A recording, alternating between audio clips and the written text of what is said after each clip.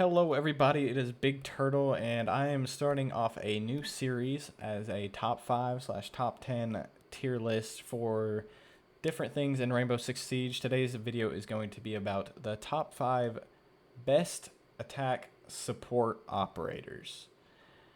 And in this list we're going to be going over the different loadouts, what makes one better than the other, the different types of utility they bring, and why they belong on this list. So without further ado, let's get into it.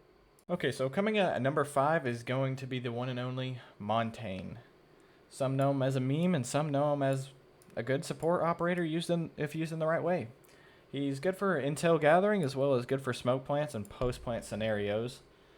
He's so low on the list though because of his low fighting ability in some cases, whether it be a 1v5 or 1v4, whatever. Not saying it's impossible, but unlikely.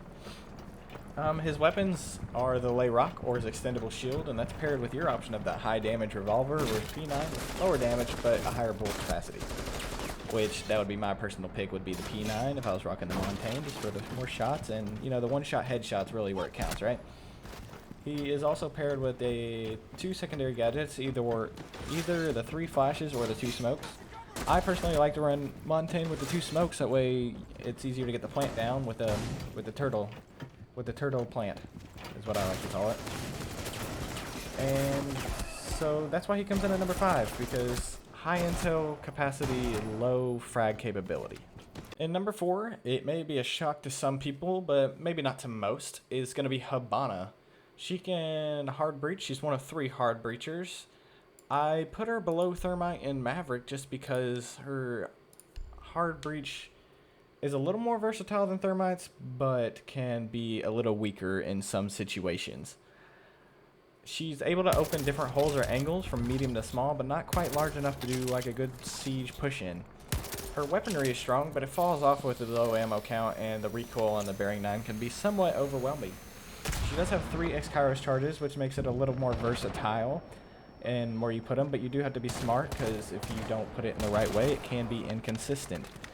The Type 89 has decent damage, but a low ammo count of 21 bullets, so you better hit your shots, and the bearing 9 is good if you can actually manage the recoil. She does have 3 flashes, though, which are good for clearing Jaeger ADSs, that way you can throw in a nade to get the bandit charges, or breaches can also be useful against castle barricades or even vertical play in the late round. But her gun and her inconsistent ability can really be hard to deal with, so that's why I put her in at number 4.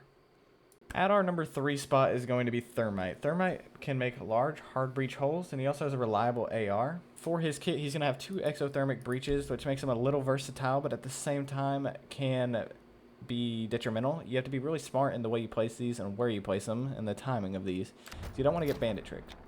He also has a reliable 5.56 XI, which has a good ammo count and decent damage, all things considered. He also has 3 flashes to burn the ADSs to perhaps get either a Wamai off the wall or burning Jaeger ADSs to get the bandit charges off. He also has a claymore for runouts, because for whatever reason people like to run out on Thermite, placing his breaches down.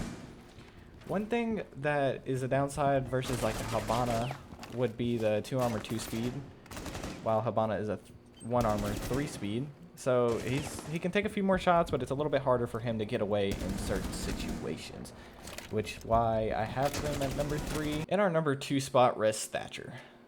Thatcher seems to be able to wipe out just about everything nowadays, from traps to disabling cameras, ADSs, Wamai, magnets, and so forth and so on. He has 3 EMP charges with a good area of effect, reaching just about any small room that you would need. His AR-15 also got a recent buff with the angled grip, but the L8 is always a reliable gun with manageable recoil. He's a 2-speed 2 armor, so he can get away and he can take some shots at the same time. He's kind of that middle ground. He also has a breach charges if you want to use him for vertical after he gets done throwing his EMPs down, because it's about all the job he has, or a claymore to watch a 1 flank while he holds another, so the Thermite can plant his charge down, for example. And in this case, there's not really anyone like Thatcher that can do quite the job he does. Now, some would argue Maverick or Twitch, but Thatcher just has more of an effect when it comes to this kind of scenario in disabling or completely destroying certain devices. So that's what landed him at number 2. And before we get into number 1, I want to go over 2 runner-ups that didn't quite make the list, but are still good support operators to be playing.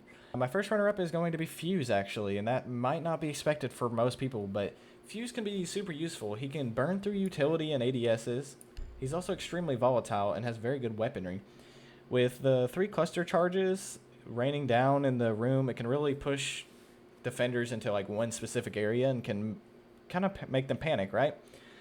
He also has a good LMG or the AK, which is always a good pick. And with breach charges, he can rain down from above, open up, and watch the rotations. And or you can pair smokes up with the shield and go for a plant strategy, kind of like with Montaigne, but not quite. But the biggest thing I've seen for Fuse, besides him being a chunky boy, is that there's a large learning curve as far as verticality goes. You kind of have to know the map both in your head and how it's kind of like displayed, right? So that was my biggest problem with not putting Fuse higher on the list over like Montaigne. Also, my second runner-up is going to be Twitch. Twitch is a 2 armor, 2 speed, so she can get out of sticky situations in some cases. Her F2 is good, but it also has a fair amount of recoil since the nerf against her. She also has useful gadgetry, being able to go against bulletproof cams, maestro cams, echo, but most notably Mira, as there's not much to get rid of Mira windows at the moment besides bullets and Twitch and maybe a good nade. But one of her biggest downsides has got to be the drones. She only gets 2, they can't jump, and it takes a while to actually for them to recharge. And she only gets 3 shots per camera to start off with. So after you destroy like a maestro cam, for example, you only have that 1 extra shot until the cam actually recharges. So it makes her stronger in the later rounds if you use her gadget effectively, but it's about keeping the cameras alive to then. And with that being said, let's get to number 1. And for the number 1, if you have not guessed it yet, it's going to be my boy Maverick. Maverick can hard breach with either small holes, little breach holes, or even entire walls and hatches, depending on how you use his canisters. He gets 5 canisters in his little blow torch. 2 hatches can be destroyed within the 5 canisters if you use it appropriately, or even an entire wall mixed with either a Buck, Sophia, or Ash can be extremely useful. He's good for clearing up utilities such as maestro cams or shields with the grenades and even the torch, being able to destroy both. He has good weaponry with a high damage AR-15 if you like your single shot weapons, or the M4 with plenty of bullets to get the job done and a decent damage rate. He also has grenades, and there's this new little trick where you can just kind of Maverick above a wall and then throw a grenade over, and it's going to kill the bandit tricker or the bandits on the wall or the cave, which can be super useful.